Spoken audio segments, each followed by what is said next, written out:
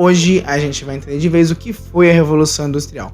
O meu nome é Matheus e o negócio é o seguinte. Antigamente, tudo era feito de forma mais artesanal. Então, se uma pessoa queria produzir um alfinete, ela precisaria desenrolar o cabo de aço, deixar ele reto, afiar as pontas, né? Produzir ali a cabeça do alfinete, depois embalar para poder vender o produto.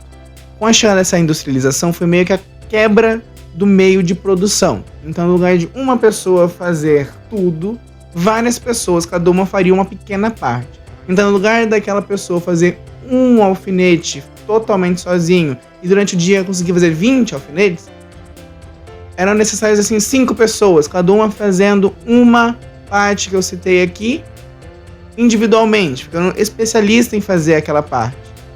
E ao final do dia, essas 5 pessoas conseguiriam produzir até 4.000 alfinetes.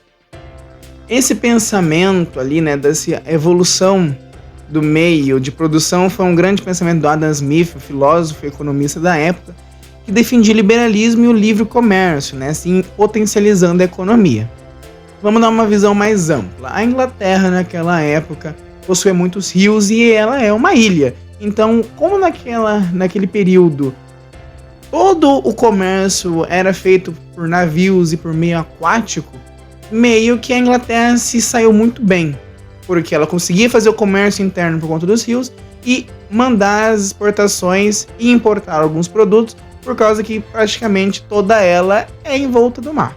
E também, como a Inglaterra, né, já era abolicionista e não possuía mais escravos, teve meio que uma demanda muito grande por mão de obra, né? Assim, por pessoas para trabalharem. Então muitas pessoas acabaram indo para as cidades, onde as indústrias estavam começando a ganhar força. Então as indústrias começaram a gerar mais emprego e as pessoas foram migrando para as cidades, para essas indústrias. Só que isso acabou, né?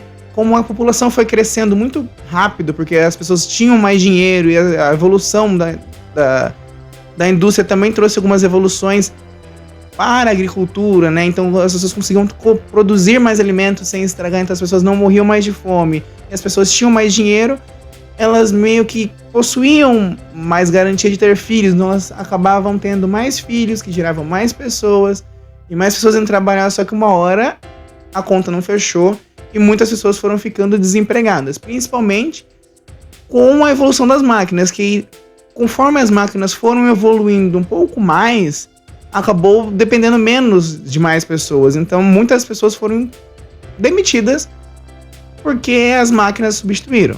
E isso acabou gerando o ludismo, que foi um movimento dos próprias pessoas ali que foram demitidas e de outros trabalhadores que se juntavam para invadir as empresas e quebrar os maquinários, render os patrões para exigir os empregos de volta e melhores condições de trabalho.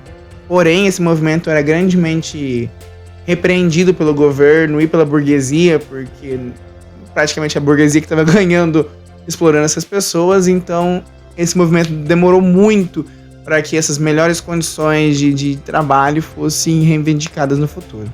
Um dos grandes avanços, né, dessa tecnologia da época que a gente pode citar foi aquelas esteiras, né, que a gente vê nos filmes do Charlie Chaplin, onde as pessoas ficam uma em sequência da outra, para que elas não parem em nenhum momento, fiquem trabalhando o tempo todo. Isso acabou gerando muitos acidentes, principalmente com crianças que já com 8, 9, 10 anos já trabalhavam praticamente período integral nas fábricas e tinham muitos dos seus membros, né, principalmente as mãos e os dedos, amputados pelas máquinas ou por algum outro equipamento.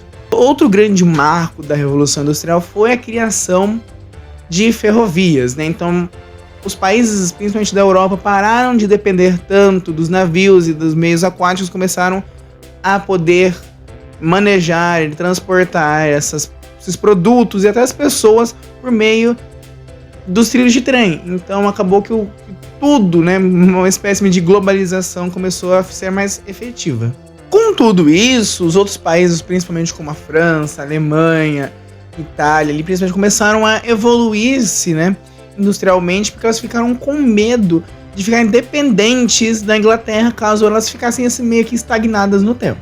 E o liberalismo defendido por Adam Smith, que começou a engatinhar Durante a Revolução Industrial, começou a ser mais adotado pelos outros países e principalmente pelos Estados Unidos, que incorporou de vez essa prática econômica, que acabou gerando uma grande crise no país, onde mais de 25% dos americanos ficaram desempregados, e isso abalou o mundo inteiro. Então, se você quiser saber um pouco mais sobre o que foi a crise de 1929 e a quebra da Bolsa de Valores de Nova York, eu vou deixar o vídeo aqui explicando mais onde foi que o liberalismo falhou com os Estados Unidos e assustou o mundo inteiro.